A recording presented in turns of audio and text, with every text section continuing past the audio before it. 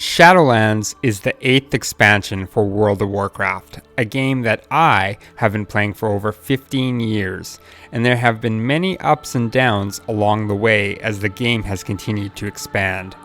This time around, there seems to be an increased focus on story in this expansion, and one thing that Blizzard has done differently is by tethering the player to a cohesive story that runs through all the zones and interlinks them to give the expansion its narrative.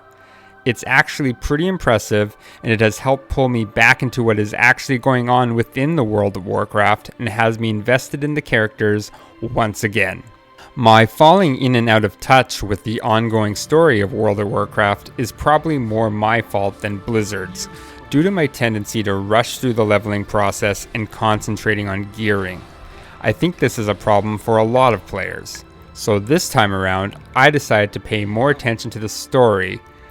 These videos are here to break down that story, familiarize ourselves with what is happening in the Shadowlands, and to discuss what is going on.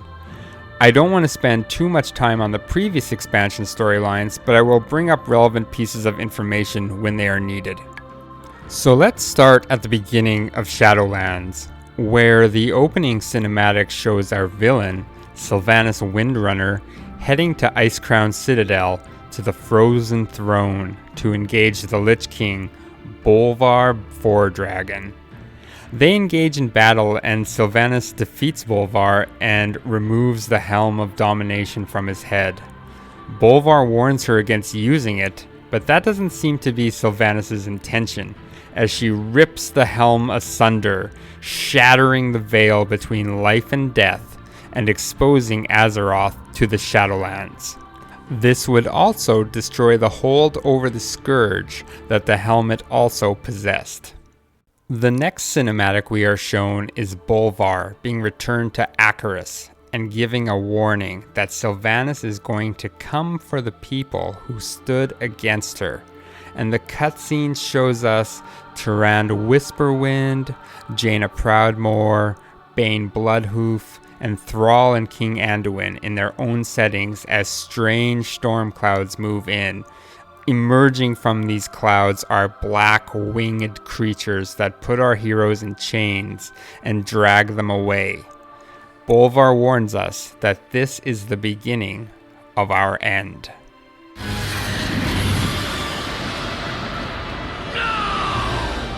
This marks the beginning of our Shadowlands journey, as at this point we are given a message to meet up with Darien Mograine, who takes us to Icecrown Citadel, to the Frozen Throne, where Bolvar has gathered the remaining leaders of Azeroth, as he believes he knows where Sylvanas is, and our character performs a ritual that opens a portal to a place in the Shadowlands, a place of inescapable darkness, where we must go to save our allies. Bolvar tells us while he was the Lich King, he felt a dark presence, and he believes that this force is the one we must confront, and there is a chance we may never return. We are to enter with Darien Mograine and the Ebon Knights, although Tyrande Whisperwind also jumps into the portal as well, gripped by her lust to get revenge on Sylvanas. When we arrive in the Shadowlands, in the Maw, there is no sign of Tyrande, and we begin our fight alongside Darien as we begin our search for our allies, finding first evidence of frost magic and then a polymorphed creature before we finally discover Jaina and Thrall still alive and fighting together, and we rejoin our allies, fending off attacks by the same winged creatures that had chained and dragged our friends to the Shadowlands. Jaina teleports us away to brief safety, where we are informed that she has escaped from her prison countless times at this point, and every time she is captured and returned before escaping again, but fears there is no escape from the Maw, a place where only the most evil and horrible souls are supposed to be sent for eternal damnation. But something is wrong, and now innocent souls are being trapped here, crying out in pain. This is the point where we learn that everything is not right in the Shadowlands, that basically innocent souls are being sent to the Azeroth version of hell and are damned to this eternal place of torture, which will be a focal point of the story. What is broken with the Shadowlands? Who is causing it, and why are they doing it?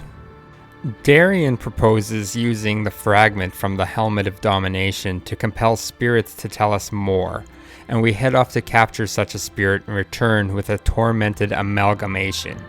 We learn that King Anduin is being held in a place known as the Tremaculum, and head off to rescue him. Anduin is being taunted by Sylvanas, and she tells him she will find what she is looking for.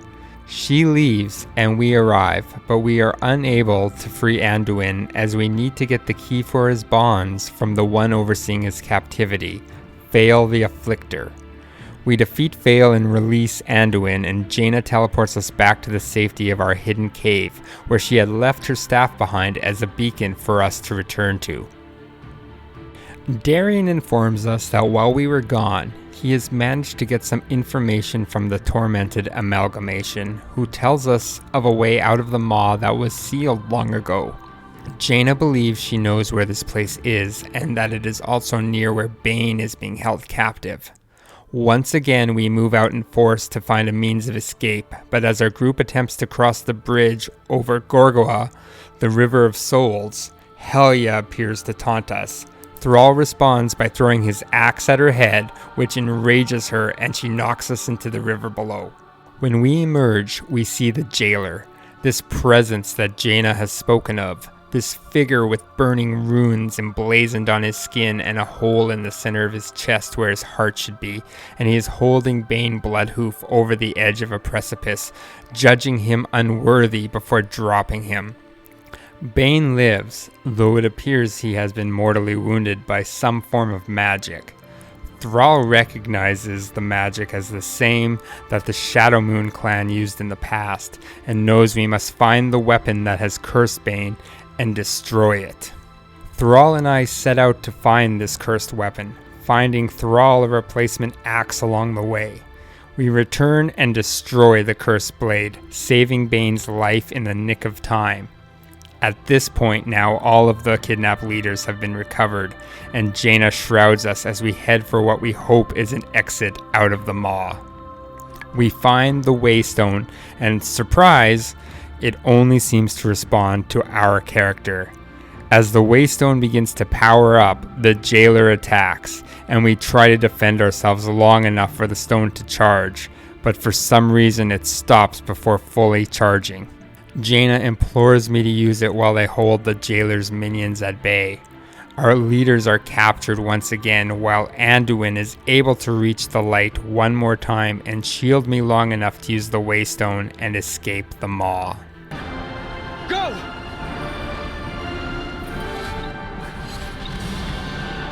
Our character arrives outside of the maw, but still within the Shadowlands, in the capital city of Oribus.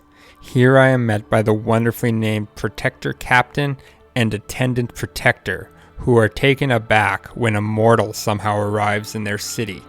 They immediately take me to the Overseers, who are discussing how the maw had just appeared to have shuddered. While I am discussing who I am with the two of the Overseers, Kashir and Kadalen, a third of these mysterious spirits breaks in and informs us that someone known as the Arbiter has also just stirred. As everything seems to coincide with our arrival, we are taken to the Arbiter, where it is explained that the Arbiter has been put to sleep, and as a result, the entire function of the Shadowlands is broken. The Arbiter was the being where all souls would pass before on death, and they would look over the deeds of their lives and then distribute the souls to whichever part of the Shadowlands it was most suited for. However, with the Arbiter no longer serving this function, all souls were now flowing directly into the maw. Not only did this damn innocent souls, but has removed the source of power known as anima that the Shadowlands needs to survive.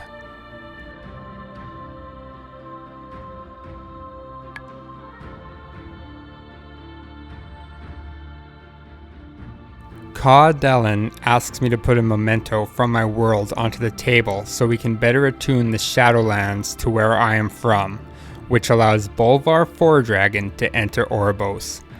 After some discussion, the Overseers learned that the winged creatures had chained and taken our friends to the maw.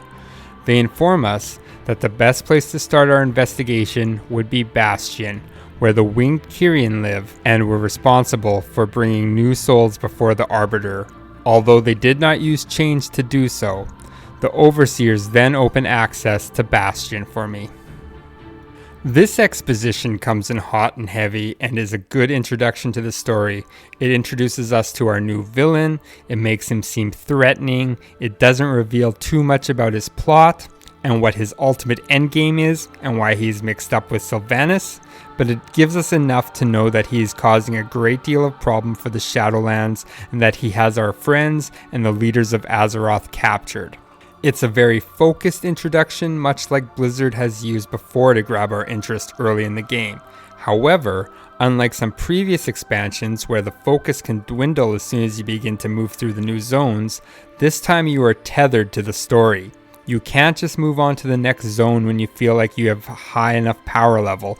Instead, you must first complete the zone's story mission, and the zone ensures you can't finish their story mission until you've reached the appropriate level. At this point, I'm hooked.